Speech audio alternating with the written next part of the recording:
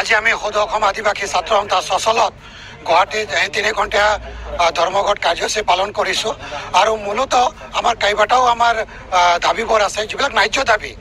তাৰ ভিতৰত আজিৰ দিনটো বিশেষকৈ আজিৰ দিনটো আমি আপোনালোকক ক'ব বিচাৰিছোঁ যে অকল আমি 150 বা 200হে আমি আমাৰ সমৰ্থকসকলক মাতিছিলোঁ, যিসকল আশাৰ সমৰ্থক আছে বা যিসকলে আশাৰ কৰ্মী তেখেতসকলক মাতিছিলোঁ। কিন্তু আজি সচলত হাজাৰ হাজাৰ আদিবাসী ডেকা ল'ৰা ডেকা গাভৰু ছোৱালী কিয় আহিছে বা মহিলাসকল কিয় আহিছে? কাৰণ আমাৰ যিবিলাক সমস্যা আছে এই সমস্যাটো চৰকাৰে কিন্তু সমাধান কৰিব পৰা নাই বা ইচ্ছা কৰা নাই। আমাৰ চৰকাৰে যদি ইচ্ছা কৰে, চৰকাৰে ইচ্ছা যদি কৰে, তেওঁলোকৰ যদি পলিটিকেল উইল থাকে, ইচ্ছা যদি থাকে, সৎ ইচ্ছা যদি থাকে, তেখেতসকলে আমাৰ সমস্যা সমাধান কৰিব পাৰে। আজি চাওকচোন, বাগানত অকল 250 টকাত এজন ৱৰ্কাৰে, এজন বাগানৰ কৰ্মীয়ে 250 টকাত তেওঁ নিজৰ শ্ৰম দান কৰিছে। আমি চৰকাৰক কৈছোঁ যে আমাক দান অনুদান আমি বিনতি প্ৰাৰ্থনা কৰা নাইতো।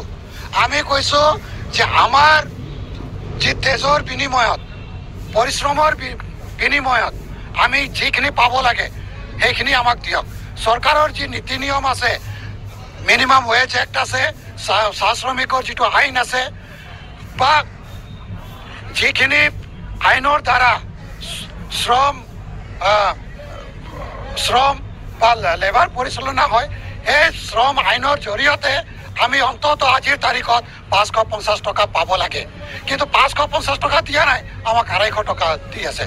তাৰ কাৰণে আজি অসমত যদি আপোনালোকে চায়, তেতিয়াহ'লে সকলোতকৈ বঞ্চিত মানে সকলোতকৈ পিছপৰা শ্ৰেণীটো হৈছে আদিবাসীসকল বা চাহ শ্ৰমিকসকলে। গতিকে তাৰ বাবে কৈছোঁ, যিসকল চাহ শ্ৰমিক আছে তেওঁলোকৰ ন্যায্য দাবীটো হ'ল যে 550 টকা তেখেতসকলে পাব লাগে। তেওঁলোকৰ যি পৰিশ্ৰমিক, এই পৰিশ্ৰমিকৰ বিনিময়ত যি হাজিৰা হ'ব লাগে আজিৰ তাৰিখত 550 টকা হ'ব লাগে। আৰু এটা মই সংযোজন কৰিব বিচাৰিছোঁ যে সকলোৱে কয় যে অসমৰ মুখ্যমন্ত্ৰী ডক্টৰ হিমন্ত বিশ্ব শৰ্মা তেখেতৰ দক্ষতা আছে, কিন্তু এই দক্ষতাক সদৌ অসম আদিবাসী ছাত্ৰ সন্থাই আমি প্ৰশ্ন কৰিছোঁ। কাৰণ তেওঁৰ যদি দক্ষতা আছে, সঁচাকৈ তেওঁ যদি দক্ষতা আছে, তেতিয়াহ'লে আমাৰ যিবিলাক দীৰ্ঘদিনীয়া দাবী, যিটো কংগ্ৰেছে কৰিব পৰা নাই, কংগ্ৰেছে সমাধান কৰিব পৰা নাই, তৰুণ গগৈ দেৱে যিটো সমস্যা সমাধান কৰিব পৰা নাই, এই সমস্যাখিনি সমাধান কৰক ডক্টৰ হিমন্ত বিশ্ব শৰ্মা ডাঙৰীয়া। তেতিয়াই আমি ক'ম যে ডক্টৰ হিমন্ত শৰ্মা ডাঙৰীয়াৰ, আমাৰ মৰমৰ মুখ্যমন্ত্ৰী, তেখেতৰ দক্ষতা আছে। তেখেতৰ যদি দক্ষতা আছে, আদিবাসীসকলক জনজাতিকৰণ কৰি দিয়ক, আদিবাসীসকলক অনিহচকৰণ কৰি দিয়ক, আমাৰ হাজিৰা 550 টকা বঢ়াই দিয়ক, আমাৰ মাটিৰ অধিকাৰ দিয়ক। আজি চাহ বাগানত কোনো এটা ৱৰ্কাৰৰ, কোনো এটা শ্ৰমিকৰ মাটিৰ পট্টা নাই, তেওঁলোকৰ মাটিৰ অধিকাৰ নাই। যেতিয়া তেখেতসকলৰ কাম ৰিটায়াৰ হয়, তেখেতসকলক বাগানৰ পৰা উলিয়াই দিয়া হয়। গতিকে প্ৰত্যেকজন শ্ৰমিকে যাতে মাটিৰ পট্টা পাওক। আজি আপোনালোকে চাওক, যিসকল অৰুণাচল বৰ্ডাৰত আছে, নাগালেণ্ড বৰ্ডাৰত আছে, যিসকলক ইণ্ডো ভূটান বৰ্ডাৰত আছে, তেখেতসকলৰো মাটিৰ অধিকাৰ নাই। তেখেতসকলে পৰম্পৰাগতভাৱে বন অঞ্চলত থাকে, তেখেতসকলে কোনো ধৰণৰ মাটিৰ অধিকাৰ পোৱা নাই।